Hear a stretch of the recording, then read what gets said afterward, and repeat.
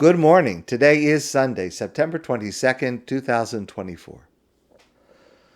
On the first day of Rosh Hashana, the Torah reading concerns Avraham's son Yishmael, born to Hagar.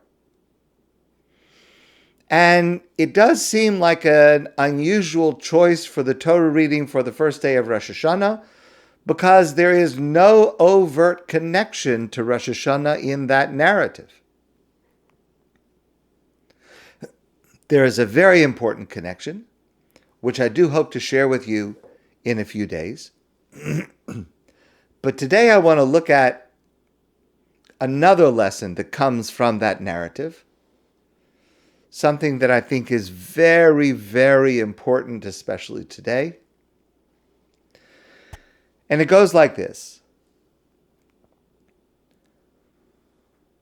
75 years after the events in the Torah reading on the first day of Rosh Hashana, Avraham died. And he was accompanied to burial, says the Torah, by his two sons. They were half-brothers, Yishmael, whose mother was Hagar, and Yitzchak, whose mother was Sarah. Now, the build-up to the Torah reading on the first day of Rosh Hashana is, as a young boy, Yishmael exhibited unacceptable traits of cruelty and violence, and Sarah, fearing for her son's well-being, Yitzchak, instructed Avraham to banish Yishmael and his mother Hagar from their home. And Avraham, as we read in the Torah on the first day of Rosh Hashana, Avraham reluctantly sends Hagar and his own son Yishmael away, and he never sees them or hears from them again.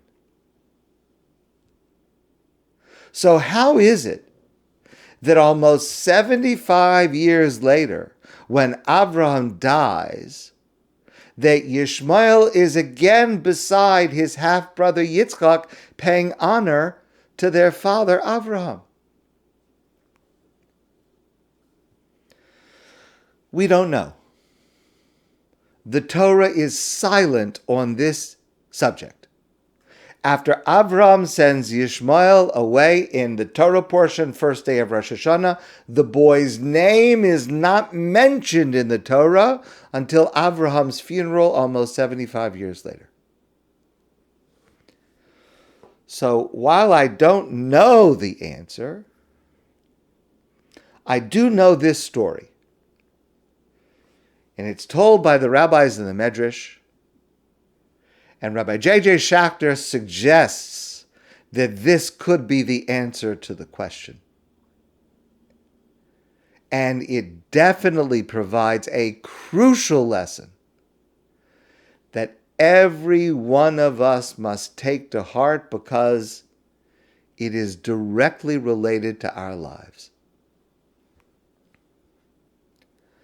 Our rabbis in the Medrash tell us that Avraham never reconciled to sending away his son, notwithstanding Sarah's order to do so, notwithstanding Avraham's own knowledge that Yishmael was a dangerous presence in the household. But the boy was still his son, who he loved and missed.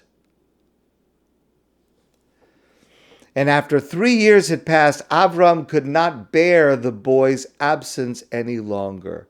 And so he traveled across the desert to see his son Yishmael.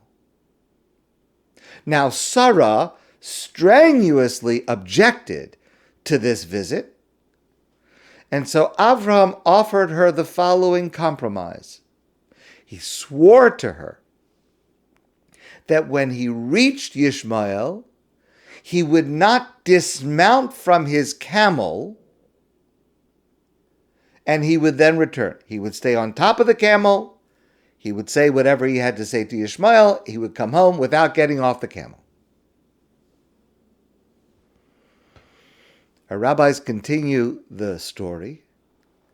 When Avraham arrives, he meets Esau, Yishmael's wife, who he has never seen, of course, and who clearly has no idea who this elderly man is.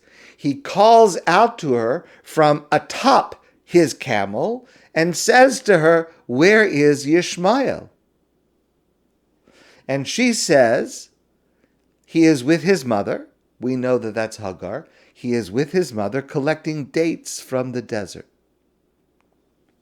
So he says to her, Avram says to this woman Esau, he says, "I'm exhausted from traveling. May I have a bit of bread and water?" And Esau says to him, "I don't have any bread or water to give to you."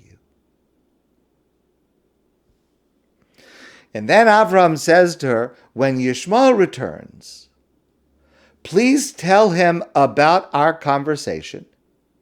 And please add, an old man came from Canaan to see you and tells you to change the threshold of your home."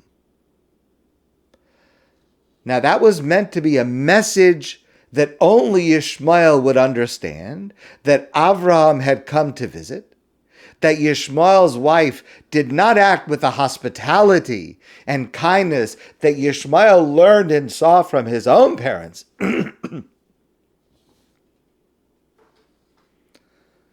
And when Yishmael returned, Esau gave him the entire message.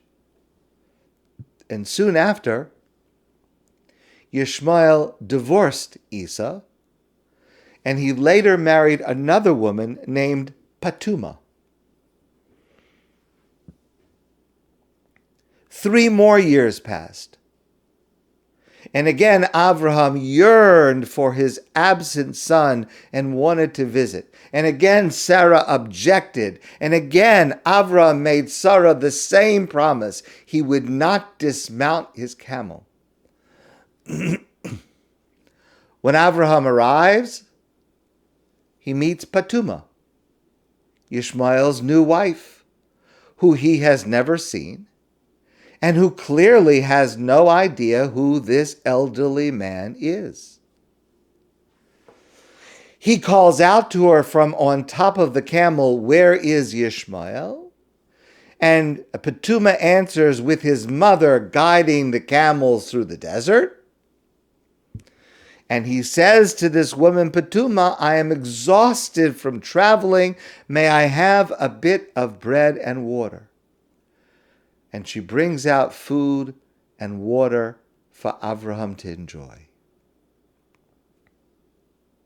At that moment, Avraham turns to God and prays on behalf of his distant son that his house should be filled with all manner of good and blessing. When Yishmael returned, his wife Patuma told him everything that happened. And Yishmael realized that all this time his father had been thinking of him and loving him and wishing him every blessing.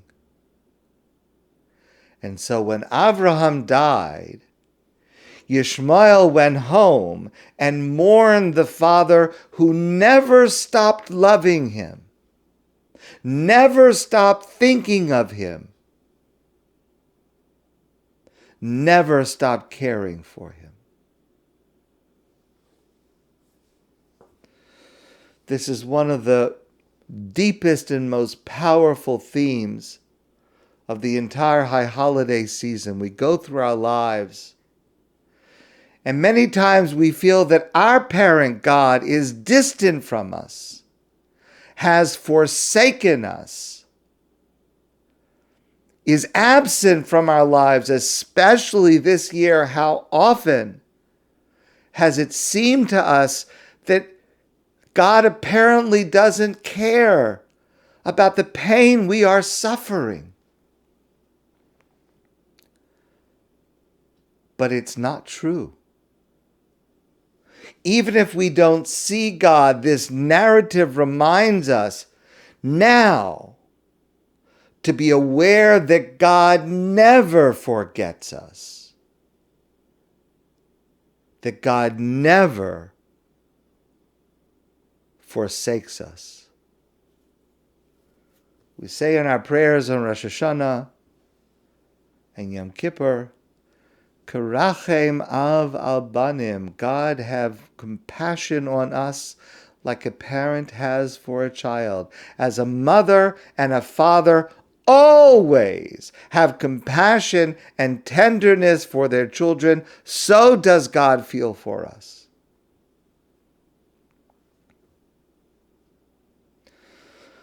But there is an even more crucial and practical lesson each of us needs to learn from this story, because we suffer today from an epidemic that keeps growing. Painful, deep rifts within our families, between parent and child, between brothers, sisters. In how many of our families has someone been sent away or chosen to leave and never return?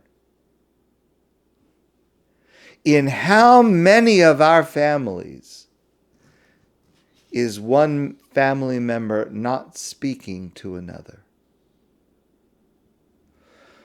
And for many of us, this can be one of the most difficult aspects of our lives that we face. And confronting this immense pain, our story contains a solution. Notice that Avraham, missing his son, does not say, "Why doesn't Yishmael contact me? After all, I'm the father. And Yishmael was sent away for good reason." Or, "Why doesn't Avraham send a messenger to his son to tell him to come home and reconcile?" Because this is what Avraham teaches us. Avraham initiates. Avraham takes responsibility for reconciling. Avraham gets on the camel. And gets on the camel again, even though there is no response the first time. Because Avraham also teaches us that no response does not absolve from the responsibility to keep trying and trying and trying. And it's not easy. His wife Sarah argues with him. He does not even succeed in seeing his son. The first journey is depressingly unsettling, seeing the poor choices Yishmael has made in his life. But Avraham gets on the camel. Avraham takes the initiative. Avraham makes the first move. Even if he is older, even if he is the parent, even if he didn't cause it, even if someone else should have, Avraham gets on the camel. And he shouldn't have to. It's not right. It's not fair. It's not just. But Avraham teaches us it is the only way. I have to get on the camel. There is no other way. I see firsthand how widespread this crisis is among us. And so, if this is relevant to you, I want to make a suggestion. You get on the camel. You make the first move.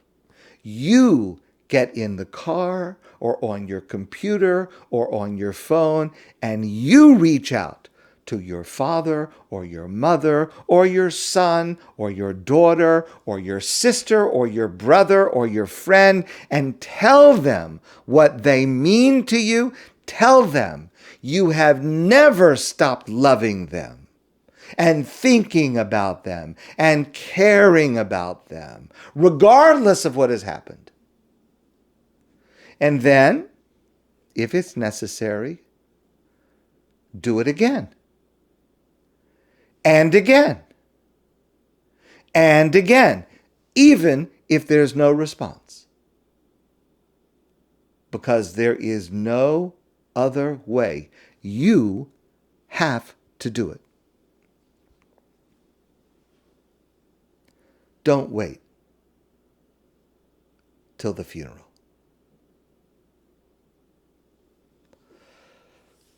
My friends, I wish you a great day.